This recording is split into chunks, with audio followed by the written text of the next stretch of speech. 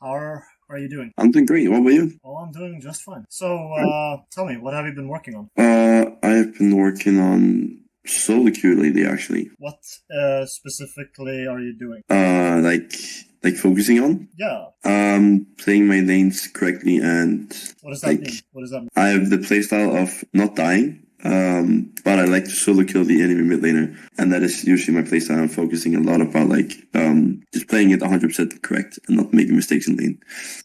Yeah. Okay. And then walk in with my jungle. I love going with the jungle. That is like the thing I love the most. All right. Okay. So, what I would first like to do, and this is usually how I start my sessions. First, let's have a look just so you can see. Yeah, you want link? Yeah. Yeah. Just send look at it. Awesome. Great. That's how I look. The reason I was D1 was because I TK'd in the summer. I didn't play that much when school began. Sure. Yeah.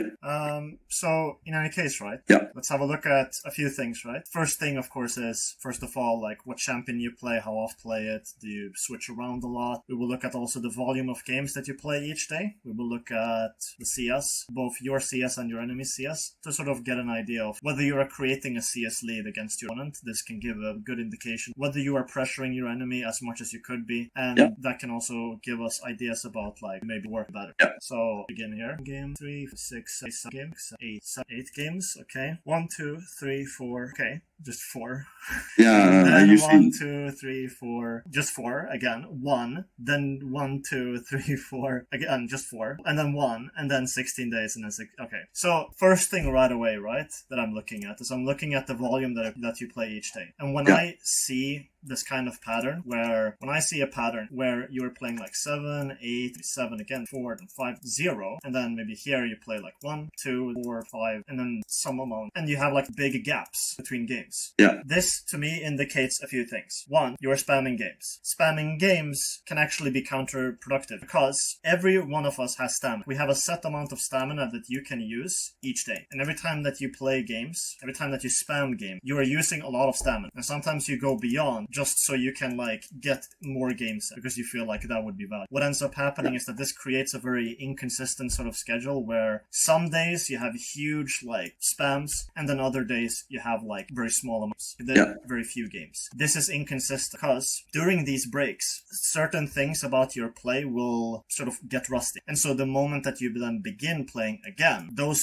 first few games that you will play on these like 2 days will be by far the worst, like out of like potential. Because when you're at the end of like a streak, like games played consistently every day, that's when you play like around your like that's your best because you've played now for like a while now, you played a few days in a row, and that's when like you are able to do all the can as a player. But then when you take a break, you get rusty, and then here you have to work it up again. And each time you have breaks, it repeats over and over. This is similar to like JoJo dieting, where you lose weight and then like you start to gain weight again. You gain it back, and then you go on another streak of losing weight, then you gain it back again, and so on. And you just keep bouncing between the two things over and over again, and that creates an inconsistency in your route, which obviously leads to you improving less effectively. So the most important thing that I would say regarding the volume of games to play each day, focus less on spamming and focus more on having a high quality for each game. I would much rather see you play 3 games consistently every single day, Well, the thing is, I cannot play every day. That's why, for example, yesterday, no, because of school. For example, yesterday, I didn't play at all. You can see the Malphite game, and then I didn't play for one day, and then like I didn't play yesterday, and then when I got home early, I was like, this is the time I can play a lot, and the weekends I can play, but then in the like weekdays, it's usually really hard for me to just play a lot because I What's the reason? Like, I understand that it's school. But what exactly about school makes it so you can't? Homework. And then after school, I usually go to the fitness for like 1.5 hours. Sure. So I'm home at like 7, and then I play a 1.5 game, and then it's like 2 games, 3 games, and then it's like 9, and then I go to bed. And then wake up at 7. Okay, so there's a few ways we can go about this session. Depends on you entirely. But when I hear that you have like homework and stuff, there's a lot of principles for like productivity that you apply to make it a lot faster for you, a lot smoother for you to execute the things to do every single day, work, just any kind of work in general, and also workouts too. You can apply this basically to any. You have 80-20 principle, which is essentially saying you want to focus on 20% the things that matter the most, that generate the biggest. So essentially, instead instead of focusing on doing the entire thing, you focus specifically on putting a lot of attention into a few of the most important things. And this can actually dramatically speed up the amount of work you're able to do, because then you are efficiently spending your time on the right things, leads you to then be able to do more, essentially. So there's a lot of ways that you can increase the amount of hours of work that you're actually putting into. And of course, right, other thing is, of course, if you play less, but you play consistently every single day, this obviously opens up a few hours of time where you can spend those hours on doing homework ahead of time. You can work ahead of your schedule so that you can continuously stay ahead curve, so that you never have to take breaks from playing the game. Because if you think about it, right, if you do this that you did right here, where you spend huge amount of games playing 3 days ago, tons, like 7 games a day, and then after that, like 4 days ago, 8 games. Like, if you had instead continued to play only 3, and you used that extra time you could have spent playing the game, and you use it instead on actually getting ahead, making sure that you're always ahead your school schedule, so that you can always make sure that you never have breaks. That would be a much more efficient use of time, and that would actually help you improve a lot quicker, as a matter of fact. Does that make sense to you? A lot. Yes. So try to resist the urge to spam games, because spamming games doesn't really do anything. And I'll explain what I mean. If you just have 3 games a day, you will spend a lot of attentions, because you know that after that 3rd game, you're done. After that, you don't want to play more, or you shouldn't, because then you want to focus on other things to make sure that you can continue to do that the next day, and so on. But if you play 4, 5, 6, 7, 8, like, you're going to spend less attention on each individual game. Each individual game is going to have less effort from you, because you feel like, I don't have to spend as much effort on this, I'm going to go to the next. Okay, and then next game, you maybe have like bot lane runs, like, I'm not going to spend as much effort on this, I want to make sure I can play more. And then you do that over and over again, and then you don't VOD review that much, or you VOD review very little, and quality of your improvement obviously will deteriorate, not improve as much. So spamming games is something that's actually more so to do with climbing. You focus on climbing as opposed to, there's actually a major difference. Think of it like this. If you spend your time focusing on climbing, what you will tend to do is you will tend to do things that are technically not really fundamentally correct, but you will do them because you want to win this one game. You want to maximize your win percentage so that you can win as many games as possible in each individual. So you will stop doing other things that are more important, such as doing your CSing, doing your trading, making sure you have clicks, making sure you have map awareness, and similar. Those kind of fundamentals. So you will spend less attention on that, and you will spend more attention, okay, how can I maximize my chances of winning this game? How can I make sure win against specifically this one opponent that I'm facing, so that I can have the greatest chance of winning? But then by focusing on that, now you are not actually working on improving, you're working on winning. And if you think about like streamers now, Tyler One, who constantly talk about like the feeling that whenever he wins, it feels like just a relief that nothing bad happens. Team didn't. And when he loses, it feels like it's out of control, like the whole fucking game feels like a clown show, and he just moves on. And you've probably heard like a lot of times that he said like he hates the game, but he's playing it, addicted. He doesn't enjoy playing the game. He wants to quit, but he can't because, etc., whatever. There's a lot of examples of it. It's not just Tyler One, but like other examples too. And that's because of the climbing mindset. This mindset creates toxicity because you focus more on your teammates. You will focus more on like, okay, if my bot lane runs it down, okay, GG, go next. If they run it down, bam, you're done. Then you feel like, oh, because I want to climb, now there's no point. I don't have to try this game. And then you stop improving. I see. And that's, again, going back to this, because the moment you start spamming games, it's very difficult to improve for each in the game, because you're spending less attention. You want to move on to the next. You want to spam. You want to keep spamming the games, so you don't spend time VOD reviewing. In any case, now you understand. Does that make sense? Yep. And again, like, if you think about, this is actually true for a lot of Diamond Plus players. I've met a lot of Diamond Plus players where they have this sort of GGs, where like huge spam, and then like break, then another spam, break, and another spam, and like maybe a few games here. I wish I could play like 8 games a day. I wish I could. Yeah, but obviously that's not going to maybe help in your situation, because you have homework to do, you have a life to balance with League. On top of that, if you focus just on spamming 8 games a day, other things in your life can deteriorate as a result. Your real life might actually get worse. And that can actually impact your league performance, because if you feel worse in real life, then you're not going to really have fun playing the game. Because you know deep inside that there are things you would actually prove in your real life too. So spamming games isn't really practical. Yes, it's something that pro players have to do. They have to do it for other reasons. Specifically for improving, I don't, at least not unless you understand this. So in any case, so this is the first thing. Make sure that you work on fixing so that your homework gets done in time, so that you have time each day to play at least 1 to 3 games. Because the more consistent you can be, the less of these sort of breaks that we see down here. For sure. 11 days, 16 days, 7 days, and so on. So that will definitely, in any case, other things that of course, looking at champions. So you play Yone, you play Shoga, play Yasuo, play Diego. I play pretty much a lot, but if I want to win, I play the things that is Yone and Cho'Gath. Yeah, and again, right, that may be good for for winning. That may be good for winning, but in terms of improving, there's probably other picks that can help you a lot more with that. Certain champions are also, they require certain things.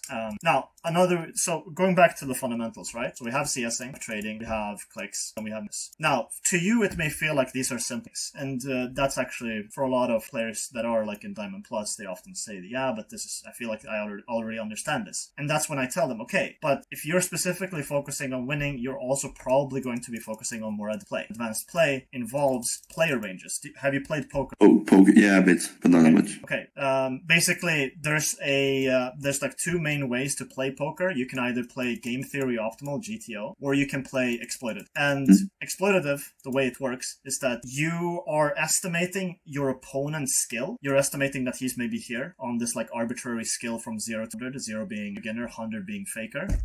And you're estimating that he's here. And then what you do is, okay, I play directly on top of where he is, and I will exploit the fact that he is bad in certain areas, and I will use that to my advantage. Even if it's not correct to play in the way that I'm doing it because my enemy is bad, and it works. This is true for cheeses. When people cheese the enemy, they know that, I can cheese my enemy because enemies that I'm facing in this elo won't know how to play against this. So it works. Therefore, it's good. But that's obviously just for maximizing your win-loss. Because then you're essentially okay, I am doing things that are fundamentally incorrect, but they work because my enemy is worse. And you're then gambling. You're then gambling, and you're also you also have to be really good at estimating the opponent's skill level. That means your fundamentals have to be on such a level that you can understand what the enemy is doing incorrect. Not just what you need to do, but also understand what he needs to do from a fundamental perspective. And then from that, you're able to estimate his range. And if you're not really good at this, then you won't be really good at estimate. Because suddenly, you maybe estimate that he's here, but suddenly he might be doing something that's completely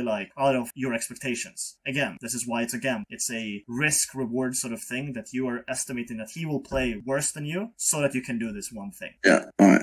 So that's why we want to still focus on this. Even though you're master tier, it doesn't necessarily matter, because working on these things will actually help you do what you want, as in win more and climb. But more than anything, player, in order to do that, these things have to be checked out to make sure that there are no sort of mistakes happen in your play. Yeah. That can obviously impact your estimation of your enemy. Again, this is 100% necessary in order to advance. You have to make sure that there aren't any sort of small mistakes in any of these areas, because that could definitely bite you in the ass once you reach higher rules. Play against better. So in any case, so let's have a look at a VOD. Do you have a VOD ready, by the way? I have a game we can look at. I just played. It was actually really nice, I think. Yes, but I meant a VOD of where I can see your clicks. No. No, okay. I don't think so. Okay, in that case, let's go into a live. But that I just play right now? Yeah. But yes, so let me explain. What I want you to do is I just want you to play as you normally would, because I want to get an accurate estimate of what your current play is. I need to understand how are you doing with CS, how are you doing with trades, clicks, map awareness, and I want you to play Orianna. Okay, do you know how to play Orianna? Yes. Alright, yeah, I do. Okay, in that case, I want you to play Orianna, and I want you to just go into the next game with the mindset of playing Orianna specifically, and we'll just have a look at the game. So I'll record, you screen share, and I'll record your screen share so we can then look at it after you're done. I see, alright. Yeah, and then after that, we can then get a very accurate read of where you are at in terms of your fundamentals. We can then work from there to sort of point out all the things that work on, and then we'll create a plan that we can move forward with, so that in our next sessions, we will have have like an idea of, okay, this is the next thing to work on, then that thing, then that. Okay? Yeah. Makes sense. Alright, so I just start this. No, do you just start it now? It's fine. Yeah, absolutely. So just whenever, like, just go into the game right now, screen share, and just queue up. Alrighty. Yes. I'll do that. Just do this. Wait, give me a sec. Yes. Boom, then go. But yeah, so does everything sort of make sense? Do you have any questions? Like, do you feel like there's anything that's unclear? Alright, it sounds good. Okay, awesome. Yeah, so the reason why I recommend Orianna is because Orianna can be played very far up, and there's really, like, you can do a lot of things with her no matter really the match phase. Like, she's a really good champion to sort of see where you're at, so it can definitely give us an act. Yeah. Cool. What if I get doubling, by the way? I got mid. Okay. That's fine. Hopefully no one dodges, so just just ban whatever, ban Orianna. What is this mad lad 1k games on Nasus? I generally advise going armor shard because with MR you actually have 17 armor without your E. I will if I'm against a I will. Yeah, sure. I usually just like put it here because sure. expect an AP. It looks really nice already now. TMF. Oh, what? What? Oh, you're accidentally fucking. What the fuck? All right then, I didn't see that one coming. Oh shit! Whoops. Imagine if he actually gets that banned. Gets kicked. Yeah, it's like he's been really toxic in like last games. That's fucking hilarious. Yeah, just go Scorch. It doesn't matter. I mean, you can go gatherings, but it doesn't matter. Alrighty.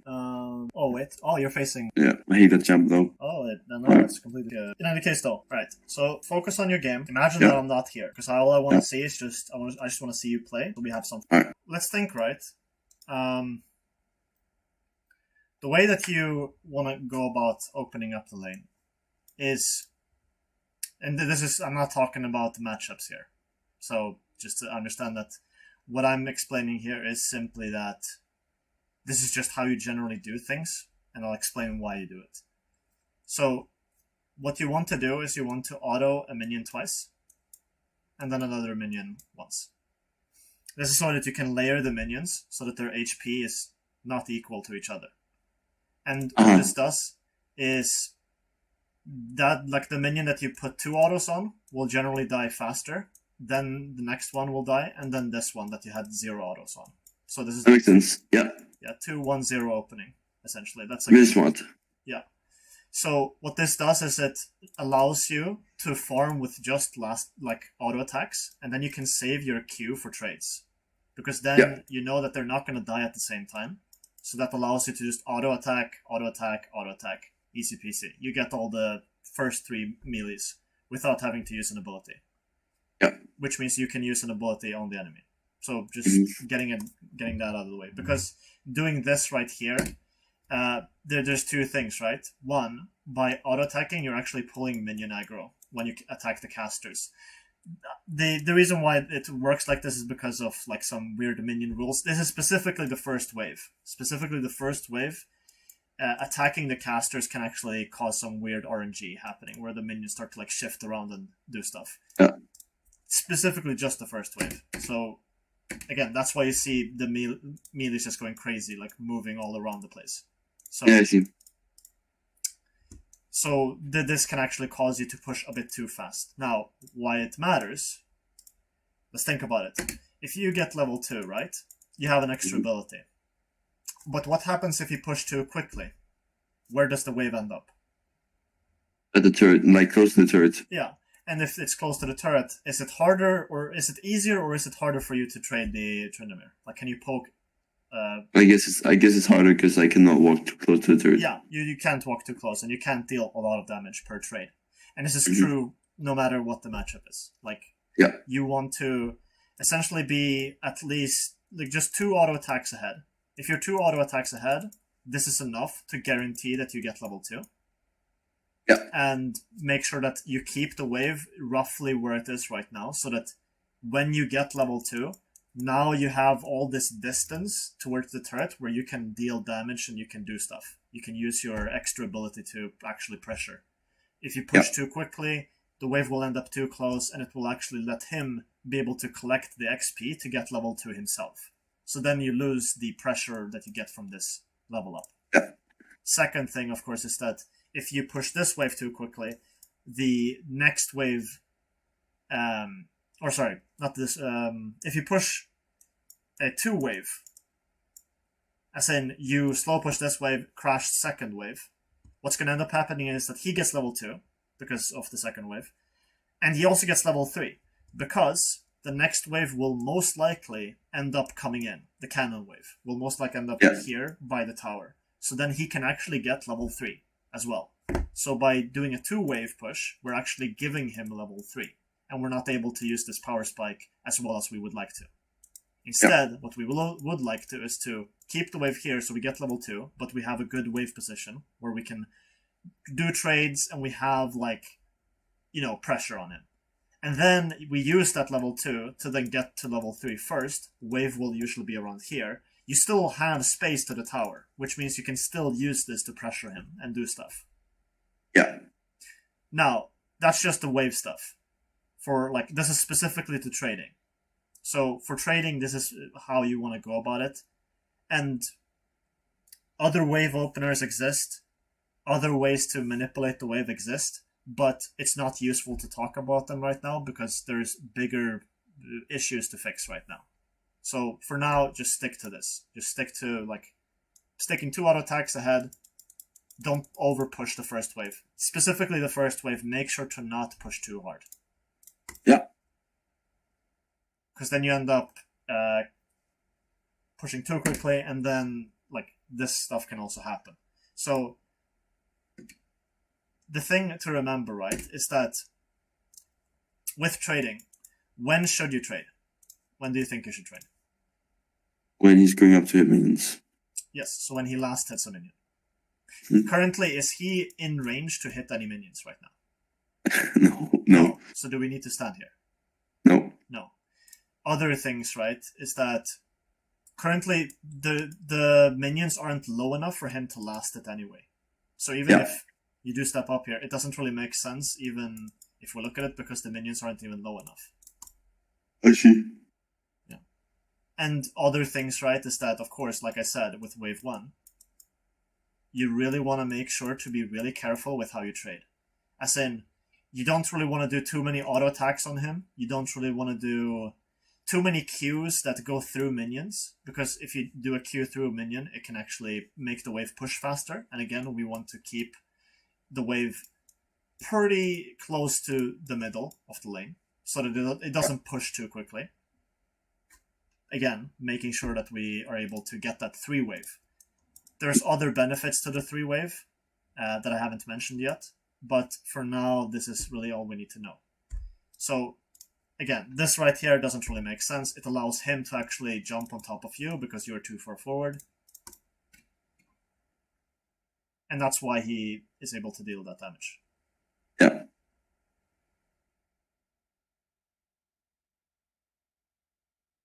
My farming early game was also kind of chaotic. And you notice, right, we also sit very close, even though our Q could still reach him even from there. Yeah. See how, like, our Q can actually reach pretty far. It can actually reach to about here. Yeah. We're actually very far in. He can reach us. That's true. So when you trade, you really don't want to be too far forward. You want to be forward enough that you can actually time it, so that when he goes for the last hit, you can Q. But you don't want to be too close like this, where you keep walking forward after he's already stopped auto-attacking. Yeah. Because when he stopped auto-attacking, now he can actually respond to you. But during the actual auto-attack animation, he can't respond to you, because then he's stuck actually hitting the minion. Does that make sense? Yeah, a lot. Yeah. So right now, he can actually do stuff to you, because now he's not auto-attacking anything. And he can also E through these minions to get all of them, and also hit you. Yeah. So that's why you take all of this damage. Other thing to mention, right, is I understand that you wanted to go corrupting because you want to trade more often, but corrupting isn't really that significant of a, like, boost. Because you have to understand that this lowers your damage. This is why you missed a lot of last hits, because it's you actually the damage difference between having Doran's ring and not having Doran's ring is actually pretty huge. Yeah, Other thing to mention. I just love playing with the corruption potion and the keystone on inspiration. Yeah, but I don't think it matters. Because, again, right, we only want to trade on last hits. And if we are going for extended trades, like, just from looking at Tryndamere, it doesn't make sense. Because he can just jump on top of us. He loves extended trades. He wants to go into extended trades. Yeah. It makes sense to go phase rush, though. That makes sense. I can understand that. But I don't think you need to go corrupting. I think that it's completely fine to just go with Doran's ring. Doran's ring gives you 2 potions. It's completely fine. And you also don't want to go for long trades. You want to go for short trades so you can poke him down slowly but surely and make him lose.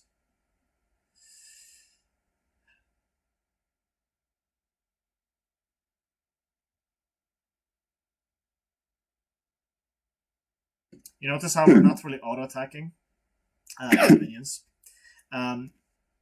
This is actually one of the reasons why you get pushed in so often. Because you really want to make sure to not let the wave completely crash into you, but you also want to make sure that it keeps pushing into you. Yeah. Right? You don't want it to end up here, but you do definitely want it to keep pushing in. That's the idea. Yeah. So, yeah, this is fine.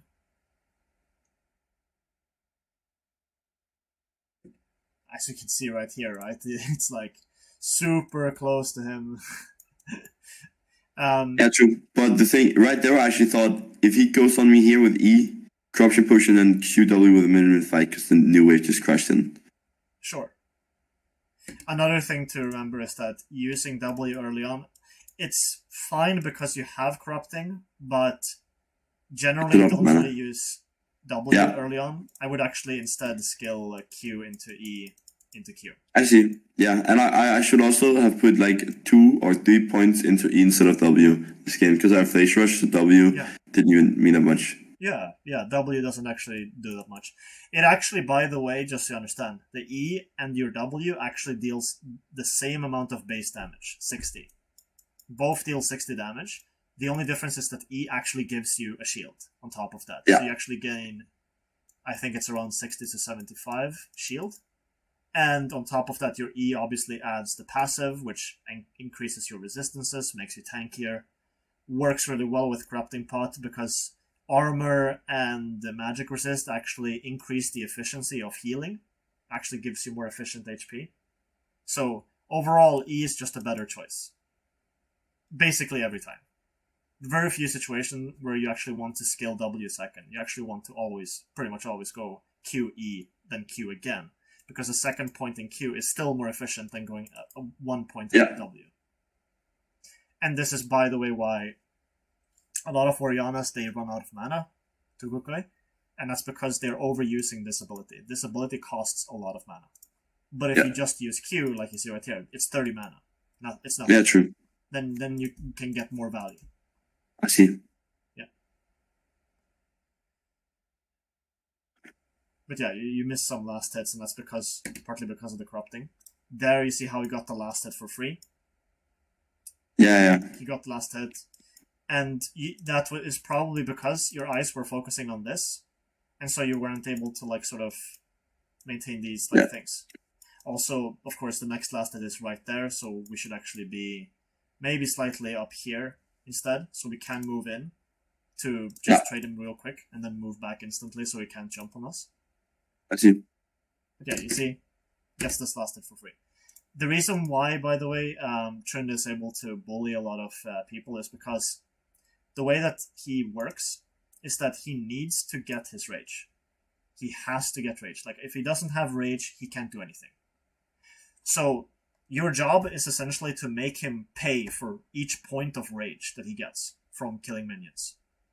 Because if you let him get the minions for free and you don't actually do anything to him, you don't actually punish him, you don't look for any sort of way to prevent him from getting rage for free, then he will be able to just bully you out of lane, and he will just use the rage to sustain himself with Q. So he can just keep on Eing into the wave, auto-attacking, stacking up his rage, then getting Q, and then he heals through your damage. Yep. But if you instead make sure that he pays for each last hit, and again, that goes back to trading, right? So if we go the skills, the fundamentals, you have trading right there. And then you have map awareness right there. So I definitely think that here is where we need to spend a lot of work. CSing can also be improved, and that doesn't necessarily mean what you think. It doesn't mean that I'm saying we need to improve your last hitting. It means we need to improve the things that involve making CSing a lot easier for you. Such as, for example, when you want to last hit, you want to generally stay as close to max range as possible. You want to click back before you last hit. Yeah. Make a habit of clicking back before you last hit, because this allows you to create more space to your enemy so that it's safer to farm. Again, not specific to matchup. This is all just generic information that is applicable to every situation, basically. Every lane, every matchup, doesn't really matter. So always try to click back before you last hit, so that you, one, don't take unnecessary damage. You want to make sure that you take as little damage as possible, and then walk in to get the last hit so that you can get it without taking too much harass. This is especially true, by the way, for melee champions. So if you play Yone, same idea. You essentially want to move in when you actually want to go for the last hit. And there are, of course, other things to that. But in any case, let's move forward. And you notice right there how he walked into a position. Notice how you are standing very close to the minions. Yeah, true. This allows him to actually land an E that goes through the wave, but also hits you. Yeah. That's why you actually want to generally stand opposite to your enemy. You want to stand in a position where you're mirrored, so that if you draw a line like this, you want to stand opposite to where he is. This forces him to have to walk through the wave, but because you're standing to the side, you see how he has to choose between E-ing through the wave or E-ing to get to you. Yeah. The angles aren't the same. So if he wants to get this last hit, he has to choose to E here, but because you're here, you can then look to punish him. You can't do that if you're standing close to the wave, because then he can just go for both. He can both get the last hit and also hit you at the same time. Yep. I see. All just for now, again, there are situations where you want to stand on the same side, but we don't need to talk about that right now. For now, I just want you to do this. And we will actually, after we're done with this review, we will actually have you go into practice tool, and I'll have you sort of practice the things so that you can get to a point where you have at least a foundation to work with. But yeah, you see like how he was able to walk in there and hit everything, including us. Yep. Another thing to look for is that if he is standing here, he is most likely looking to do something to you. Like he wants, So being aware of intent, as in how is he moving. When he is moving forward, you see how the direction to move into CS is different from the direction that he is moving. This is what's called intent. If you've ever watched LS, have you ever watched LS when he talks about intent? No, I don't heard that one, but I watched this. Okay. So intent essentially is the idea that depending on where the champion is facing, they want to do something. Like this direction right here doesn't make sense if he wants to farm. So if we think about what he's doing right now and what where he could be moving to get this last hit, currently it doesn't really fit in. So the only other option that can make sense is that he wants to trade us. So by being aware of his movement, you can see that he's doing shit to get to you. This goes into clicks, which is not something we need to talk about right now, but it is just something I want you to be aware of so that you understand. In any case.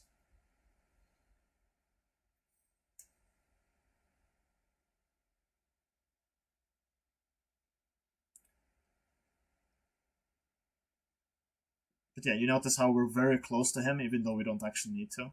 We're standing literally in melee range right here. Let's just go here. You see how we're standing super far close. Our auto attack can actually reach even from here. Yeah, true. That's true. Yeah. We can stand a bit further back, is the point. Like, especially like here, like what? You can stand here at least there. Yeah. More to still hit them.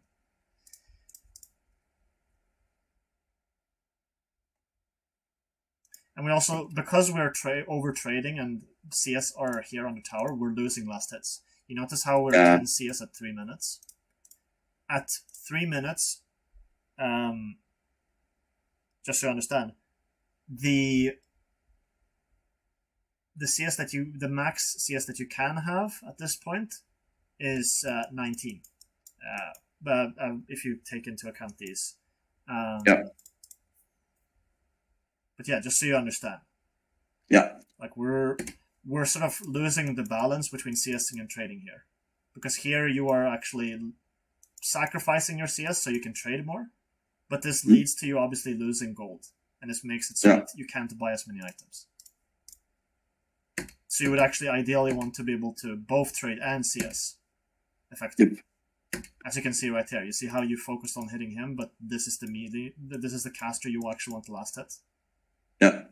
This is also down to how you're aware, like where your eyes are looking. If your eyes are fixated on one point and you're not scanning between the two things, then you won't be able to balance CSing with trading. And this will cause you problems because this will mean that you're tunnel visioned on one thing, but then you're unaware of the other thing. Yeah.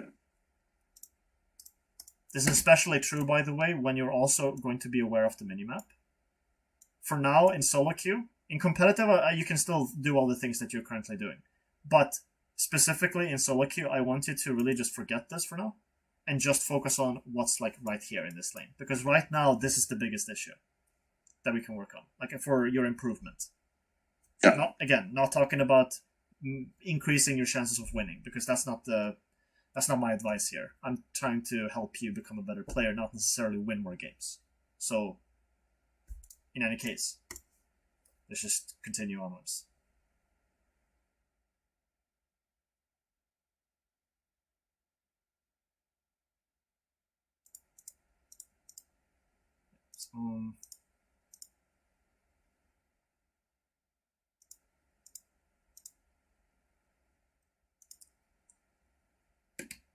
Again, right?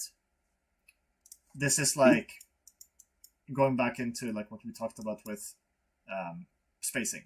So like how close you're standing. Your Q, you can still reach him with here. Like even here you can reach him. Yeah. And that's why he is able to get these free trades on you.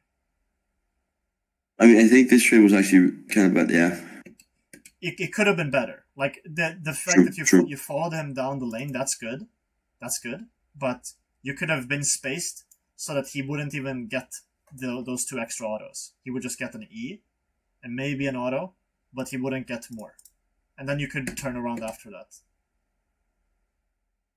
And even like here, right?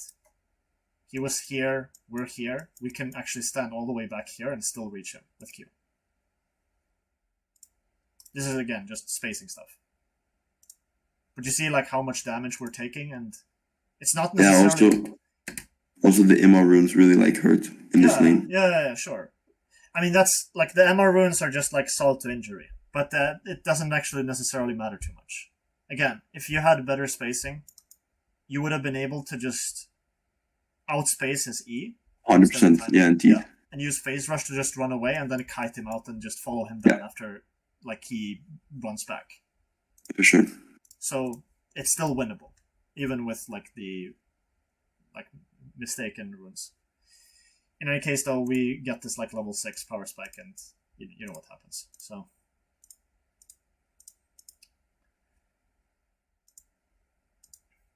but yeah, you notice like how we're doing a lot of like stuff that is focused on roaming. Yeah, it's not necessarily the best in terms of improvement, because I'll explain, right?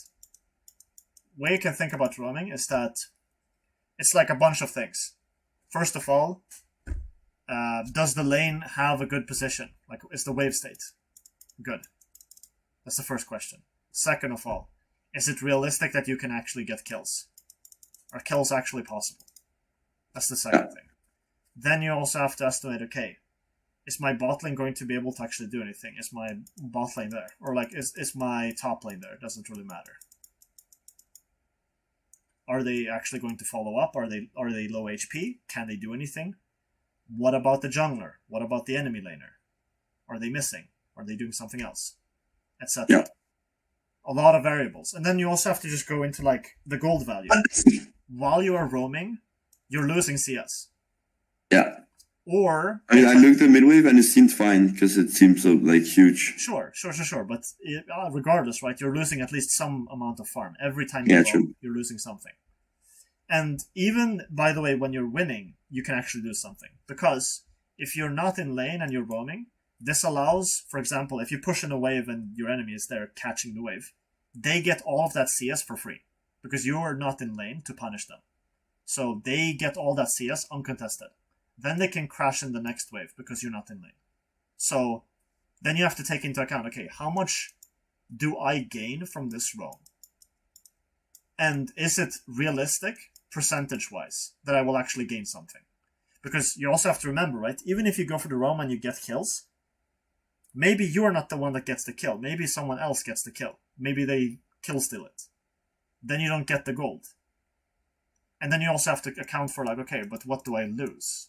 What am I losing in lane? So, like, what am I losing? Am I losing CS? Is my enemy getting CS? Is he able to crash in the wave? Is he able to get turret platings?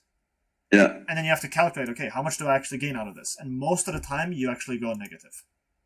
You don't actually go positive. I see. So, I'm not saying that you shouldn't roam in competitive, because in competitive play, I just want you to, again, play with a team, because that's still important. But in solo queue, I want you to have a different mindset. Because in solo queue, that's your training environment. In solo queue, that's when you improve yourself as a player so that you can then perform better when you go into scrims. Yeah. So that's like the difference that I want to see. Yeah. So now we're just continuing. Again, right, we're roaming again, doing stuff. Wait, yeah.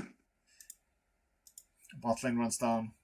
We're there to stop the tower dive. We TP it in. Then there was this situation.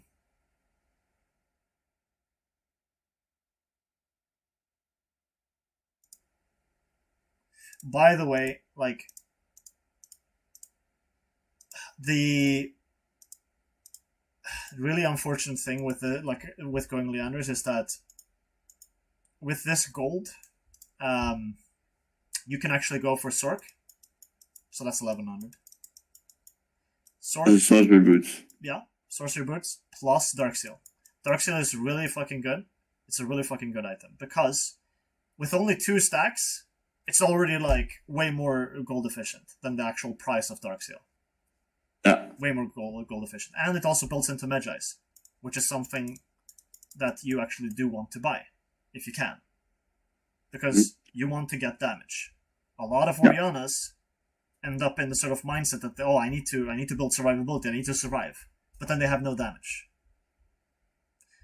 And most of the time, right, you're not actually dying because you didn't have Zhonya's. Most of the time, you're actually dying because of mistakes. Like, I can point to a situation, right? So if we go forwards, there was like a moment when you were split pushing, and he was diving. Like you see right there, this item right here didn't actually do anything to you. Didn't actually save you from anything. Yeah, sure, you survived longer, which, I mean, sure, that's fine. But it didn't actually do anything to save you. If you didn't have flash, you would have still died. Yeah. Then if we go to, I think,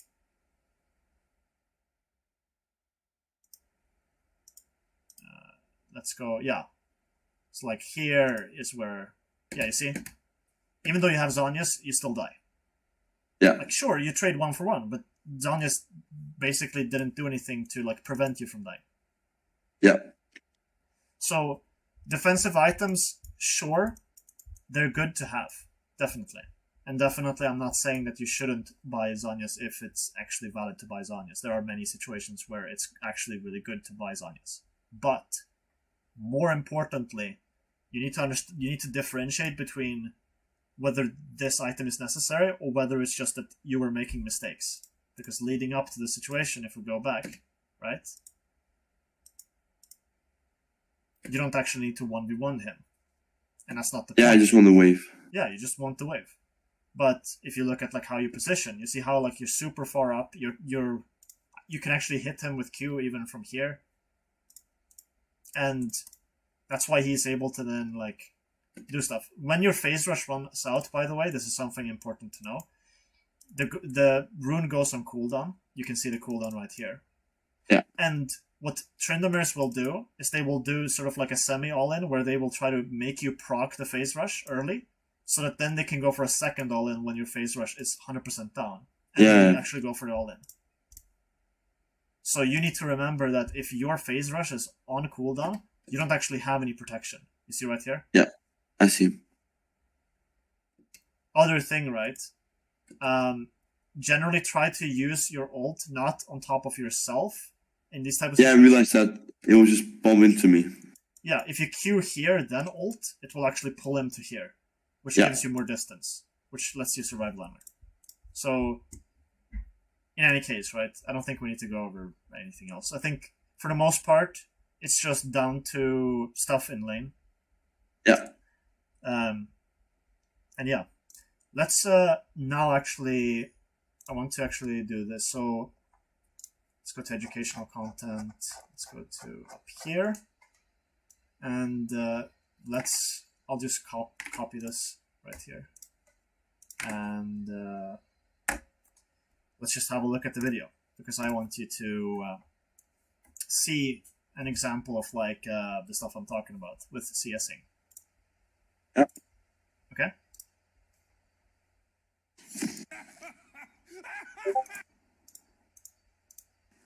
So, the idea behind this CS drill is that your goal is to get 34 CS at 5, at least. Yep. And you also want to make sure to stay as close to full HP as possible. Yeah. Second goal is to avoid using abilities, except for 2 situations. 1, 2 minions are dying at the same time. 2 dying minions. Yep. Second situation is if you can't get the last hit with just auto attacks. And I guess third, if you want to thin the wave. But we'll talk about that in a moment. So those are the basic goals. So right now you see that he's not really hitting the wave. And this is because if you're only working on CSing, so if this is the only fundamental you're working on right now, you don't actually want to look to push. You don't actually want to trade the enemy. You just want to CS. And learn defensive spacing. So the goal here is to just let the wave push in, keep the wave between here and here. So between the middle point of the lane and here just outside the tower, so that you can keep the wave in a safe position, so you don't have to care about map awareness, because you're not working on map awareness, you're working on this. So you don't want to worry about ganks. That's how. And second of all, you don't want to worry about trades, and by keeping the wave here, you make it harder for them to actually trade you. So that's the basics, like the basic understanding here. So, yeah. As you can see, he is making sure to be aware of not only the CS, but also the Ashe. Because you notice when Ashe walked up, he walked back. Yeah.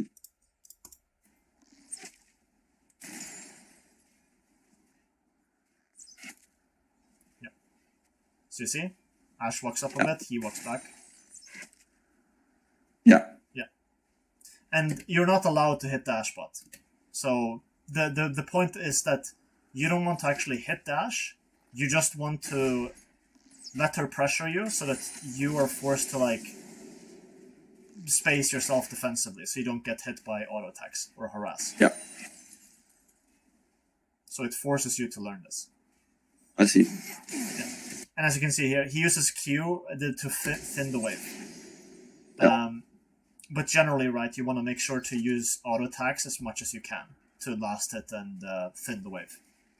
And this is because, again, if you learn to use mostly auto attacks in this stage, then when you transition into trading, it actually becomes a lot easier for you to trade, because then your Q and your E and all the stuff that you have, your abilities will be up, because then you're not using them that much to get last hits. Yeah.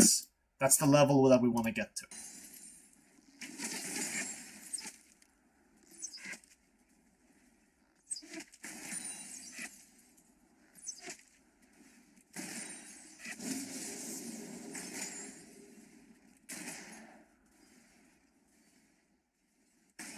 So he's just prepping. As you can see, he's being aware of the Ash.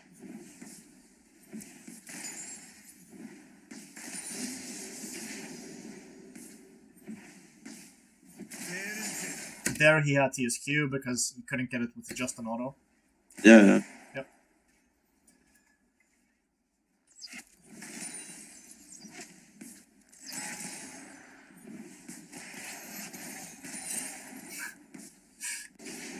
In any case, so that's pretty much really what's going on here. So he's not.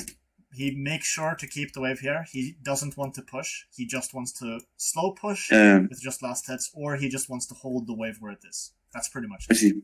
Okay. Yep. So what I want you to do now is go into practice tool and share screen and put a lock spot on the enemy side, because you're playing mid lane. So put a locks on the enemy. Make sure it's a beginner lock spot. It's because it's coded in a way to actually pressure you more, make it harder for you. So wait, so if I create a training range. No, you don't want to do that. You want practice tool, not custom. Yeah, practice tool. That's what I meant. Oh yes. Okay. And then add a bot. Yes. Then you choose beginner. Yes. Make sure it's a beginner. Make sure it's Lux.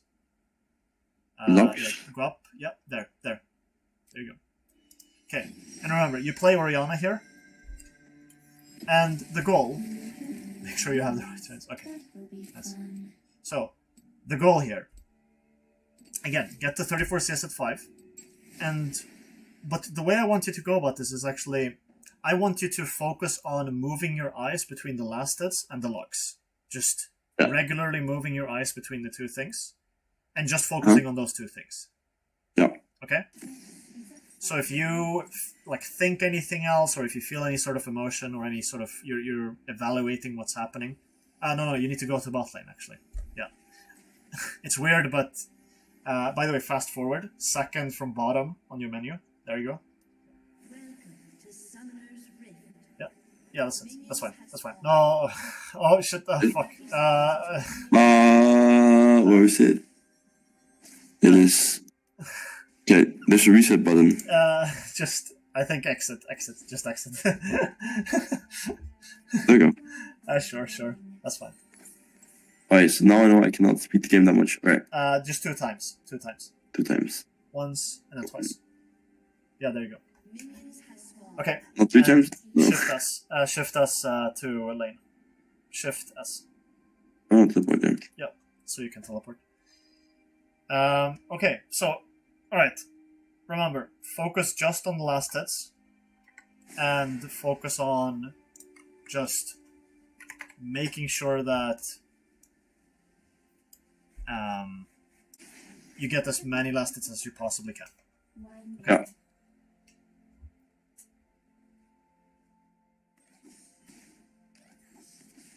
Remember, don't push. We're not doing the 2-1-0. Oh, we don't? Yeah, no, not now. Right now, we're just focusing on last hitting. So focus on the CS, focus on the Lux. Move your eyes between the two things. But I cannot hit her, no? No, you're not allowed to hit her.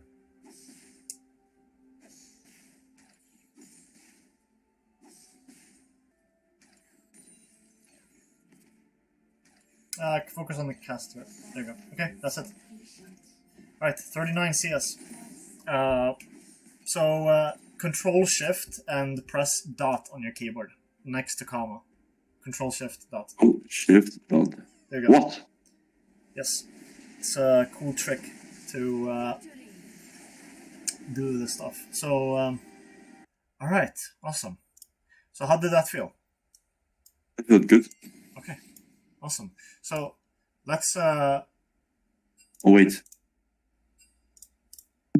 Oh what? Oh. I need to play like 10 minutes. Oh, okay. So let's make this quick. Yeah. All right. So you can see my screen. I do. Yes. Oh, you can that capture too. Nuts. Yeah. So, thing to remember, right, is that 210 is for trading. Right now, we're not really focusing on it in this CS drill. Oh, so 210 is only for trading. 210 is if you're working on trading, yes.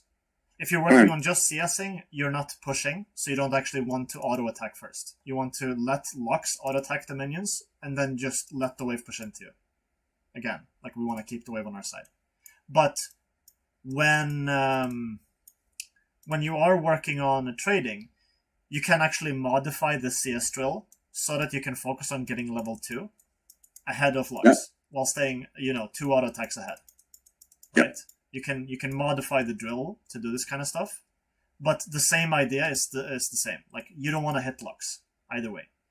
Now, what you can do is you can actually position yourself, like we talked about, mirrored on the opposite side, and position in a way that we are pretending that we are going to trade when she lost as a minion, but we're not actually trading. Like, you can go for the positioning, but you don't actually you don't want to do the actual trading itself, if that makes sense.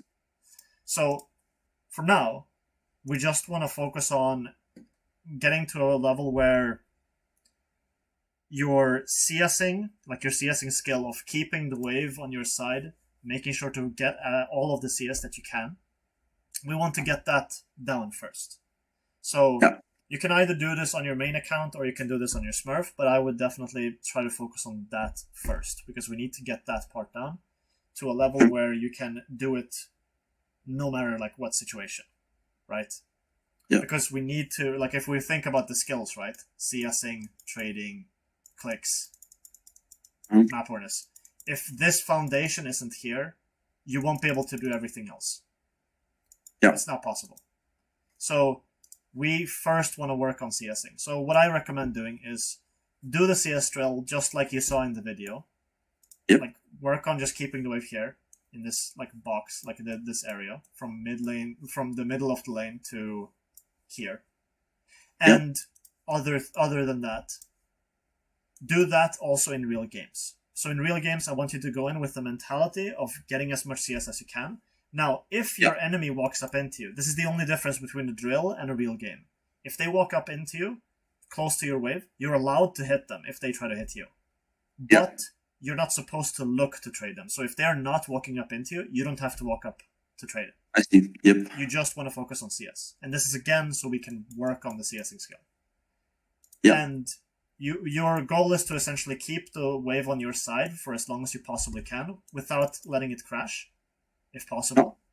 And if you do this continuously, and you're able to do this and get the benchmarks, you hit the benchmarks of 34 at 5 and 80 CS at 10, then we can pass you along to trading, and we can then go forward from there. And then from trading, we can move into clicks, and then from clicks, we can move to map awareness. And then after that, we can go into advanced play, which is really fun, but we need to first get these skills down before we can get there.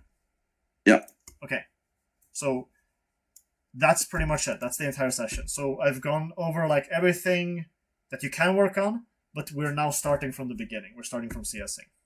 So how do you feel about the session? Do you feel like it's clear? Do you feel like you... I actually loved it. No, it's really nice. Okay, awesome. I'm glad to hear that.